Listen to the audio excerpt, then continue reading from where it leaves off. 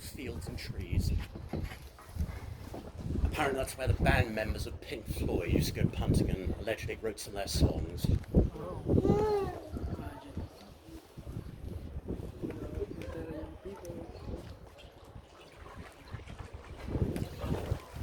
We come past this building again. You can see the sewage outflow at the bottom. And higher up, you can see these very small windows. Now some of these have been picked up as well. That's because of the old laws of window tax in England. For about 150 years, you'd be taxed on the size and number of your glass window panes.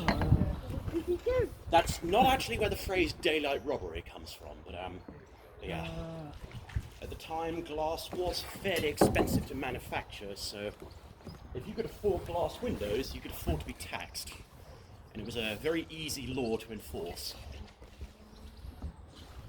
So this did cause some people to brick up their windows to avoid paying tax. Around those times there was also things like there was a hearth tax as well. You'd be taxed for the number of fireplaces in your home. You'd usually have at least one.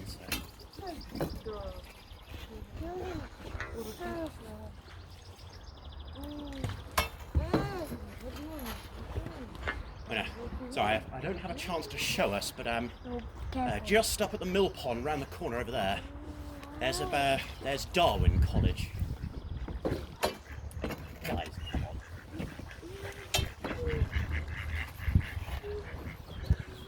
The wonderful circle of life. It's not so fun when they actually end up drowning one of the field ducks. I've seen that happen. It's not great having to explain that to little kids.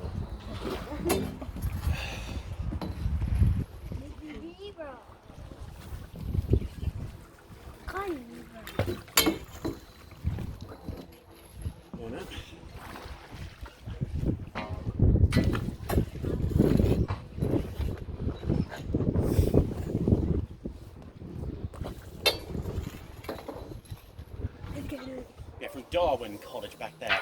Darwin only 1965. It's the newest on the river. And yeah, King's College here started in 1441. So,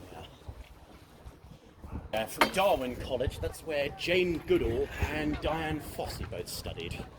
Two very famous naturalists. Jane Goodall, she's still alive, I think. She's in her 80s. Very famous for her study of animal behaviour, particularly with chimpanzees and gibbons. She recorded what became known as the Gong Chimpanzee War, the first recorded non-human conflict. She'd been studying a group of chimps by setting up barrels of food, so they could turn up, take the food, and she'd be able to monitor them and observe them without having to directly interact, and thus influence them. But she was very upset when the leader of their troop of chimps died, and the group of chimps separated into two separate factions. One of these factions then set out to deliberately track down and kill members of the other group in what can only really be described as battles. Jane Goodall was very upset. She assumed these chimps were much more peaceful and benevolent, not as malicious as human beings can be. Dian Fossey, I'm afraid she's not alive anymore, but they did make a film about her with Sigourney Weaver, Gorillas in the Mist. Dian Fossey was trying to protect the Kenyan mountain gorillas from being hunted by poachers back in, I think, the 1970s. Though sadly, she was murdered. It's an unsolved crime even now. She was almost certainly murdered by the people she was trying to stop. So it did bring a lot of attention to her work. So.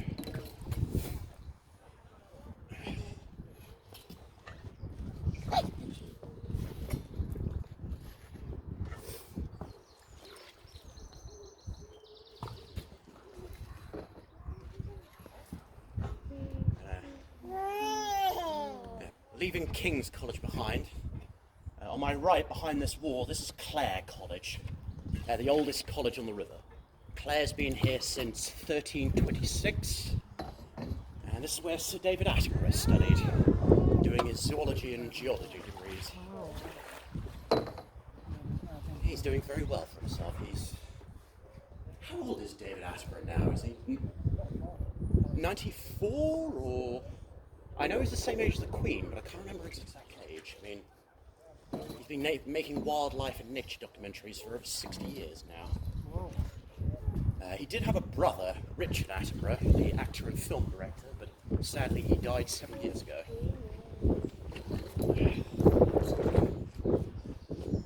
Anybody know Richard Attenborough at all? Or, have you ever seen Jurassic Park? Yeah. The old man who owns the park, Oh, yeah. that's David Attenborough's brother. That's Richard Attenborough.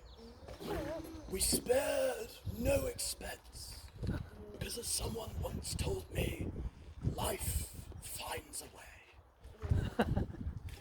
He's also in The Great Escape, but that was some time ago. He plays the forger who has to make all the fake documents so they can escape the prison camp, but he loses his sight from working on such fine print.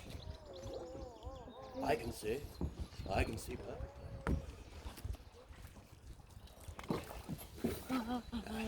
Also from Clare College, that's where the war poet Siegfried Sassoon studied. Friends with Rupert Brooks from King's College, and also very good friends later on with Wilfred Owen, who didn't actually study here.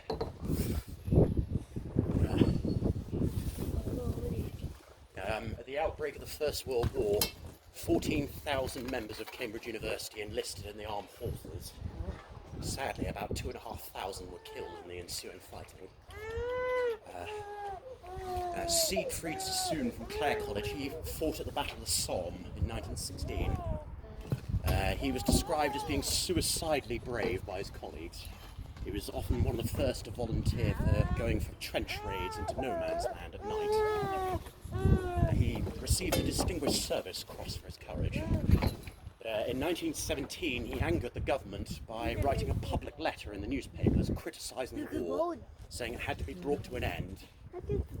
He claimed the war was no longer about defence and liberation. He argued that it was now a war of domination.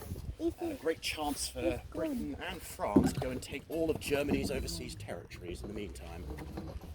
The British government, not wanting to risk any bad publicity by arresting a public war hero and having him court-martialed, they had Siegfried sent to a mental asylum from British officers, implying that he'd cracked up under the pressure and lost his nerve. That's where he met with Wilfred Owen. Wilfred was being treated at the time for shell shock, post-traumatic stress disorder. He'd been very traumatised by one of the attacks he led in France. So Wilfred Owen and Siegfried met in this hospital and they became very good friends. In fact, it's almost certainly that some of Wilfred's poetry was directly inspired by Siegfried. In fact, one of Wilfred Owen's most iconic poems, Dulce et decorum est. It is a sweet thing to die for one's country, in Latin. But it's a very anti-war poem. Wilfred rather graphically describes the effects of a chlorine gas attack. But from Wilfred Owen's war record, it seems that he was never actually in the wrong place at the wrong time, at least according to historians. He probably never saw a gas attack himself, but Siegfried almost certainly did. So although it's Wilfred's poetry, it's probably Siegfried's experiences mixed in. I remember having to study that for GCSE English. I can't remember it too well. Gas! Quick, boys! An ecstasy of fumbling, struggling to fit the clumsy masks in time. But a man was still crying out, like someone floundering in fire or lime. Through dim misty panes against a green sea, I saw him drowning. In all my helpless dreams, he plunges at me, choking, guttering, drowning. Sorry for bringing things on a bit of a downer. It's not a happy poem, I'm afraid. Perhaps to make it worse, Wilfred, he very idolised Siegfried. He was a bit younger and he wanted to be just like him, wanted to be another famous war poet and do his part. But Siegfried tried to encourage him, after being discharged from hospital, he tried to encourage him not to return to France, not to re-enlist and continue fighting. He even went so far as to threaten Wilfred Owen that he said he'd stab him in the leg if he tried to return, so he'd be too injured to be able to re-enlist. So Wilfrid left for France in secret without telling Siegfried, and eventually wrote back to him later. Where Wilfrid almost survived the war. He was killed almost exactly a week before the armistice, almost to the hour.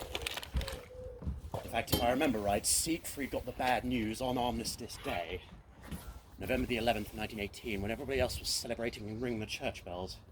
He got the awful news saying that Wilfrid had been killed in France in one of the last battles of the war.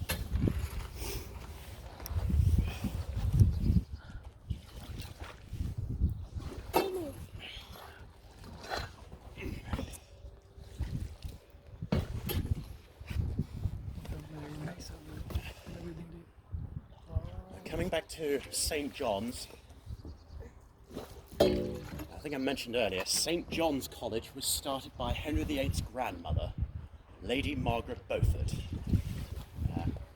If you ever read about the War of the Roses, the very destructive civil war in English history, she's the woman who essentially brought the war to an end. She was the woman behind the curtains, pulling the strings. She helped manoeuvre her only son, Henry Tudor, from being a small-time Welsh nobleman to being the next King of England, Henry VII. And her coat of arms is part of St. John's. As we come under this bridge, if you look directly above us, that shield there with the two goat animals either side, that's Lady Margaret Beaufort's coat of arms. The two goats, they're not goats, they're called Yale. If you look on my right, on the other side of the bridge, you see those two columns there, those two statues of sort of goats up there? Look at their horns. Their horns go in opposite directions, so it's not a goat, it's a Yale. Y-A-L-E. Traditionally, a Yale is used almost exclusively in coats of arms. It symbolises defence and security. Hence Yale security locks for a lot of houses. Apparently in mythology, if danger was nearby, a Yale's horns would start to move as a warning sign, to give you a heads up.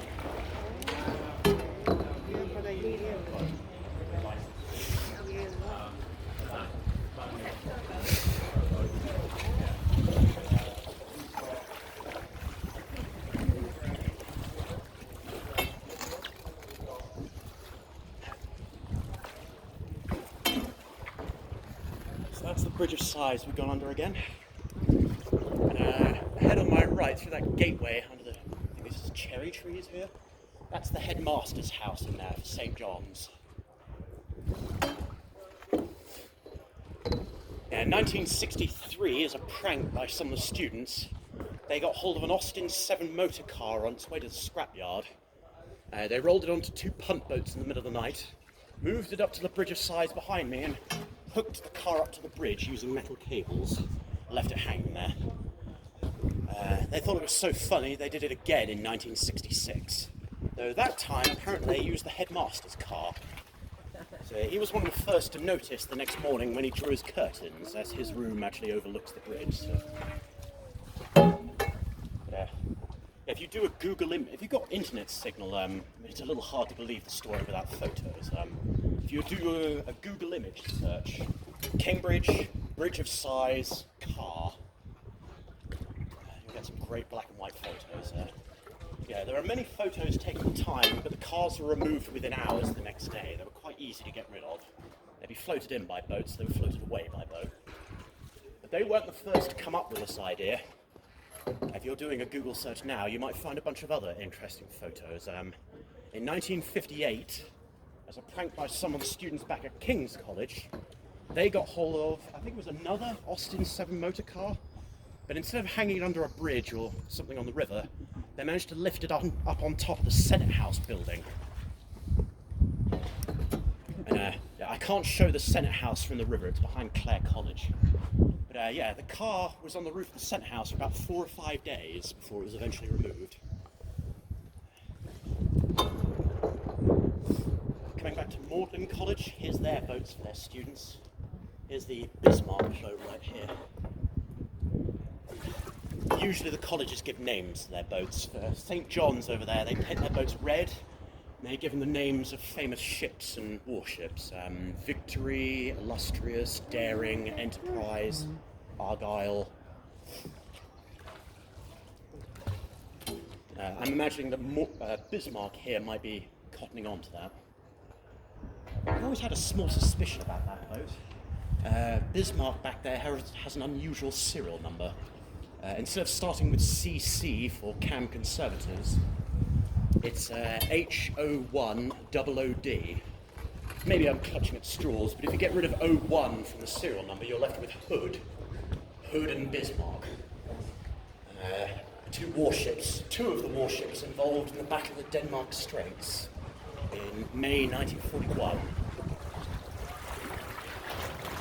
The British battleship HMS Prince of Wales and the battle cruiser HMS Hood went head-to-head with the German battleship Bismarck and the heavy cruiser Prince Eugen off the coast of Iceland, up on the edge of the Arctic Circle.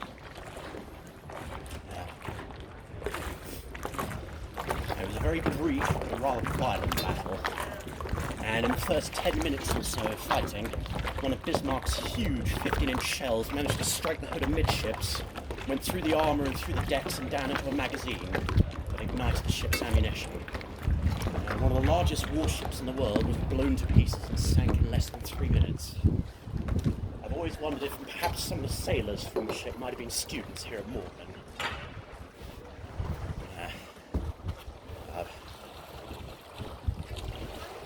In the time I've done this job, I've met 5 people whose grandfathers served on board HMS Hood. One of them, his grandfather went down with the ship. He was able to go to a memorial service, and he actually met with one of the last survivors of HMS Hood back in the early 2000s, Ted Briggs. He died in 2006. But in 1941, he was an 18-year-old midshipman. He was very fortunate. He was one of only 3 survivors from HMS Hood. 3 out of 1,418, including the captain and Vice Admiral Holland.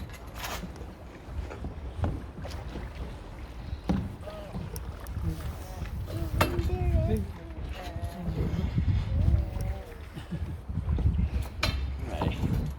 We've managed to survive our perilous voyage, so just bring us back to our landing area soon. May I ask what time is it? Is it 1:45 or? 49 past 10. Sorry, 49 past 10. Okay.